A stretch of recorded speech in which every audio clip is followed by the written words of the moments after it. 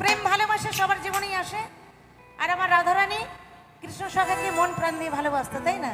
তাই একদিন আমার রাধারানীর মন ভালো না, তাই কি বলছে জানেন? কেন মন ভালো নয়?